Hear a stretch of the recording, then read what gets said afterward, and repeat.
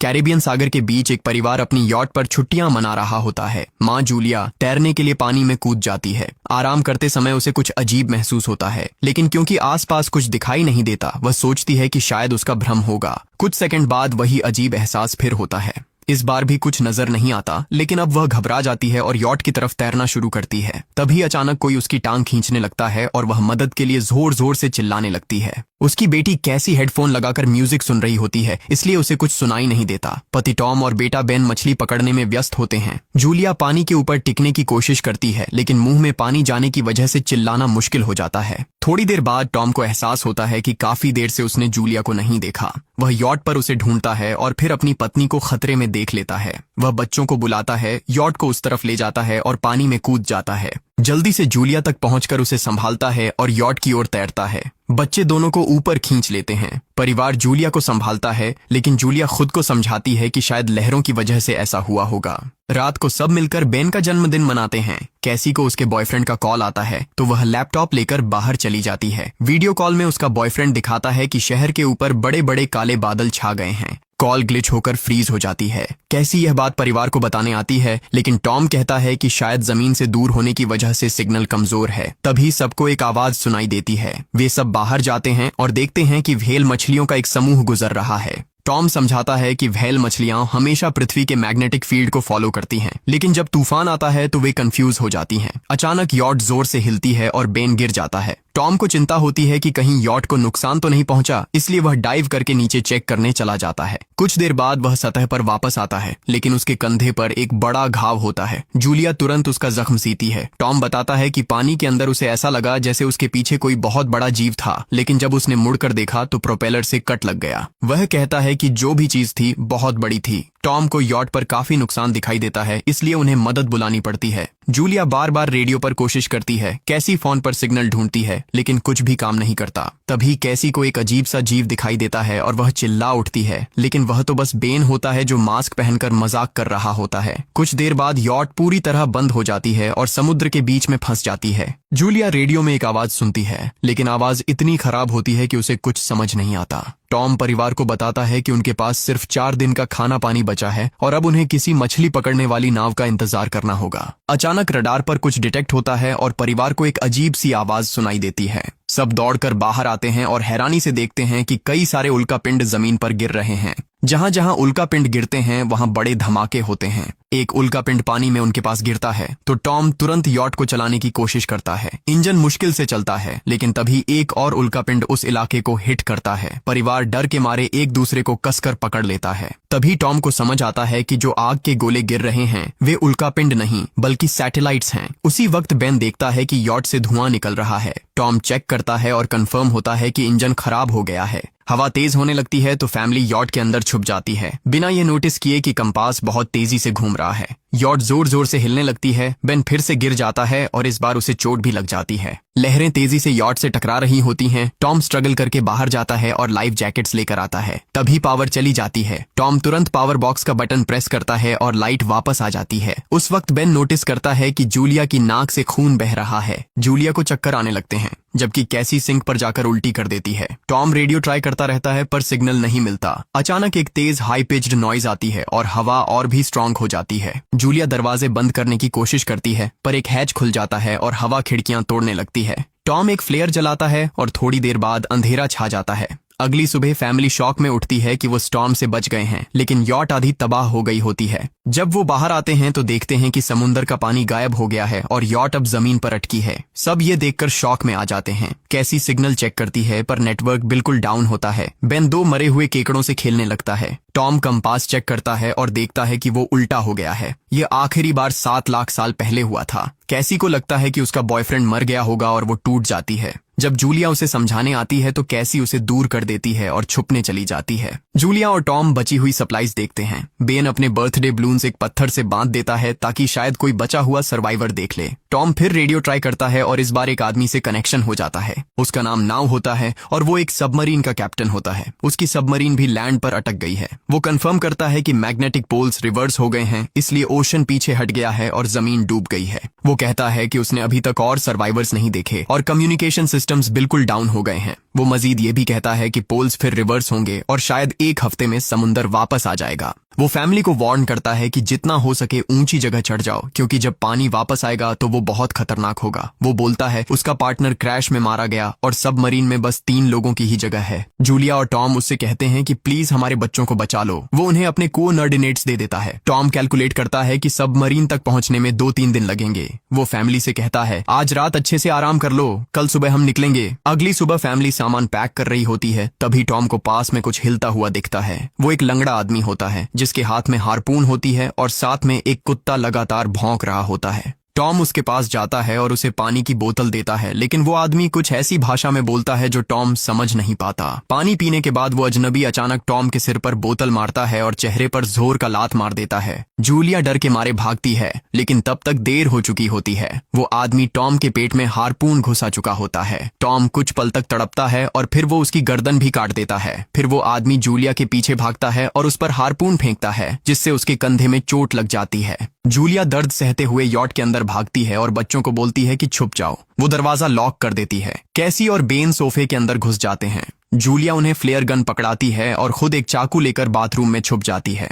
वो आदमी दरवाजे पर जोर जोर से धक्के मारता है और आखिर अंदर घुस ही जाता है। पहले वो थोड़ा खाना उठाता है और फिर यॉट में इधर उधर ढूंढने लगता है, फिर बाथरूम की तरफ जाता है, लेकिन जूलिया समझदारी से एक छोटे छेद से बाहर निकल जाती है। वो आदमी सोचता है कि जूलिया भाग गई, लेकिन जैसे ही वो धीरे से निकलने लगती है, उसका कुत्ता उसे देख लेता है और भौंकने लगता है। कुत्ता उस पर झपटता है तो जूलिया चाकू से उसे मार देती है। कुत्ते की चीख सुनकर वो आदमी बाहर आता है और अपने कुत्ते की लाश देखकर आग बबूला हो जाता है। इस बीच जूलिया यॉट के दूसरे साइड से अंदर जाने की कोशिश करती है। वो ऊपर चढ़कर टूटी हुई खिड़की से अंदर घुसने लगती है, लेकिन वो आदमी पहले ही वहां पहुंच जाता है। वो उसे पकड़कर जोर से मुक्का मारता है, जिससे वो नीचे गिर जाती है।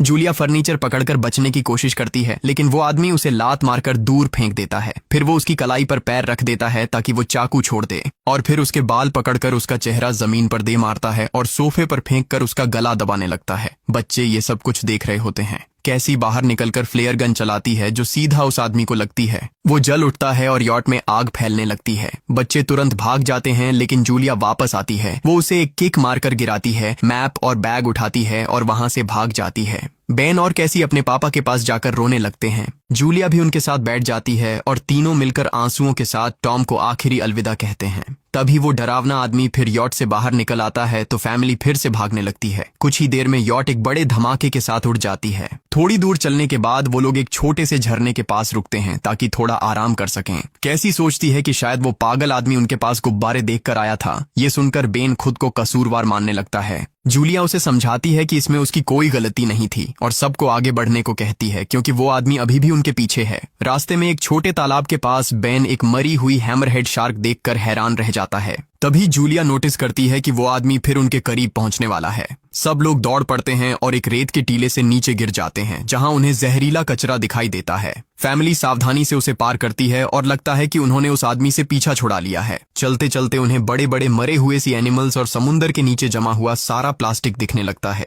बेन धीरे धीरे चलने लगता है तो जूलिया समझ जाती है कि वो डिहाइड्रेशन के करीब है। वो सबको रुकने को कहती है। जब वो पानी की बोतल देखती है तो उसे झटका लगता है। बोतल में पानी लगभग खत्म हो चुका होता है। कैसी को एहसास होता है कि शायद उसने बोतल ठीक से बंद नहीं की थी। जूलिया गुस्से में चिल्लाती है कि उसकी लापरवाही की वजह से पानी खत्म हो गया। कैसी जवाब देती है, क्या फर्क पड़ता है, वैसे भी हम बचने वाले नहीं हैं। दोनों के बीच लंबी बहस होती है, फिर भी फैमिली आगे चलती रहती है। कुछ देर बाद उन्हें एक क्रैश हुआ प्लेन मिलता है। अंदर कुछ हिलता डुलता देख सब डर जाते हैं, लेकिन वो सिर्फ कुछ पक्षी होते हैं। फैमिली तय करती है कि रात यहीं प्लेन के अंदर गुजारेंगे। वो थोड़ा सा स्नैक शेयर करते हैं और जूलिया को टॉम की जैकेट में एक फैमिली फोटो मिलती है, जिसे देखकर उसका दिल टूट जाता है। कैसी पूछती है, मॉम आप और डैड की लव स्टोरी क्या थी? जूलिया मुस्कुराकर बताती है, टॉम हॉस्पिटल में मेरा पेशेंट था। फिर एक दिन उसने फूल और एक प्यारी सी कविता देकर अपना प्यार जताया था। रात के बीच में कैसी प्लेन से बाहर जाती है। तभी वो डरावना आदमी उसे पीछे से पकड़ने की कोशिश करता है, लेकिन जूलिया अचानक पीछे से उस पर टूट पड़ती है और बार बार चाकू से वार करके उसे मार देती है। कैसी अपनी माँ को गले लगाकर शांत करती है। अगली सुबह उस आदमी की लाश पर कीड़े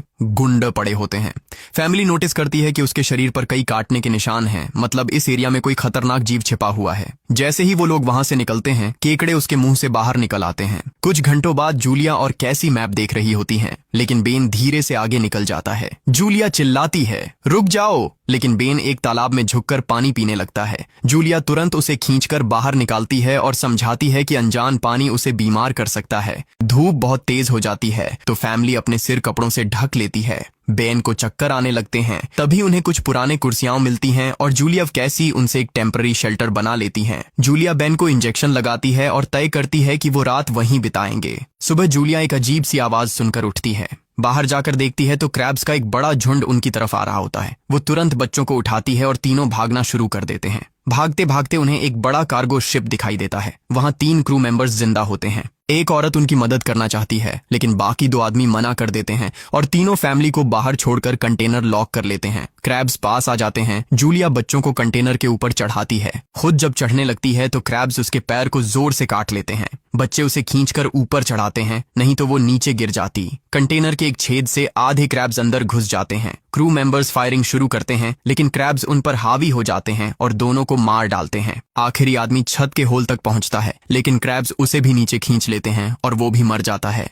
जूलिया अपने जख्म पर पट्टी बांधती है और बेहोश हो जाती है। कुछ देर बाद जब वो उठती है तो खुद को रेत के तूफान के बीच अकेली पाती है। वो घबराकर बच्चों को ढूंढने लगती है। एक मरी हुई औरत का हथियार उठाती है और जोर जोर से चिल्लाती है। कैसी उसकी आवाज सुनकर लौट आती है और बताती है कि वो और बेन मदद ढूंढने गए थे लेकिन कोई नहीं मिला। फिर दोनों बेन से मिलते हैं जिसे एक खुला कंटेनर मिलता है जहां वो तूफान खत्म होने तक रुक सकते हैं। जूलिया टॉम का लाइटर निकालती है और अपने जख्म को जलाकर बंद करती है जो बेहद दर्दनाक होता है। तूफान थमने के बाद उन्हें एक और कंटेनर मिलता है जिसमें बहुत सारी पानी की बोतलें होती हैं। बॉडीज चेक करते वक्त उन्हें एक रेडियो और एक गन भी मिलती है। जूलिया नाव से संपर्क करती है और बताती है कि मैप खो गया है। इस पर नाव बताता है कि उन पर आर्थ्रोपॉड्स ने हमला किया था, वो अब इसके जीव हैं जो ऑक्सीजन की वजह से पूरी तरह पागल हो चुके हैं।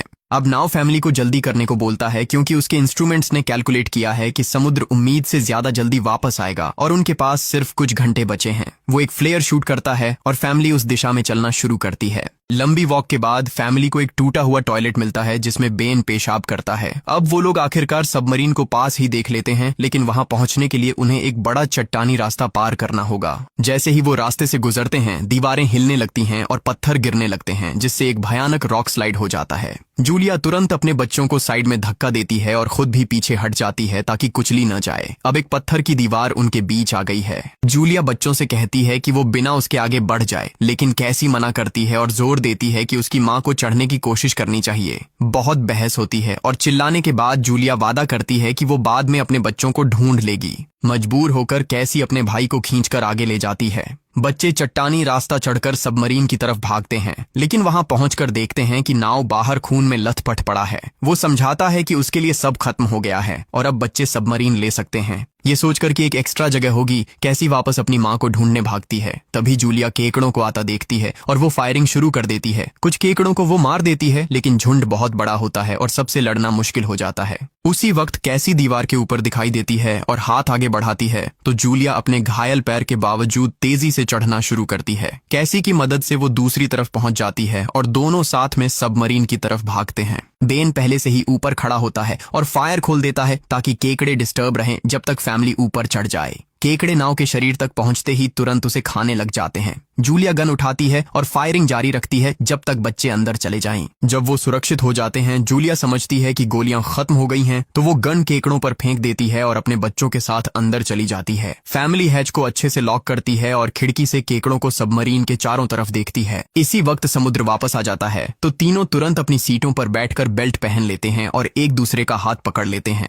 तेज लहरें सबमरीन को जोर जोर से इधर उधर फेंकना शुरू कर देती हैं जिससे जूलिया को पूरी जर्नी के विजन दिखने लगते हैं और कैसी उल्टी कर देती है। जल्दी ही वो हाई पिच आवाज वापस आती है और फैमिली बेहोश हो जाती है। कुछ देर बाद जूलिया और बच्चे होश में आते हैं और खुद को जिंदा देखकर खुश होते हैं। वो हैच अनलॉक करके बाहर निकलते हैं और देखते हैं कि लहरों ने सबमरीन को एक तबाह शहर में गिरा दिया है। यानी अब जिंदा रहने और नया जीवन शुरू करने की उम्मीद है। और यहीं पर फिल्म खत्म होती है। चैनल को सब्सक्राइब करना न भूलें और बेल आइकन जरूर दबाएं ताकि आपको ऐसे ही मजेदार वीडियो मिलते रहें। देखने के लिए धन्यवाद।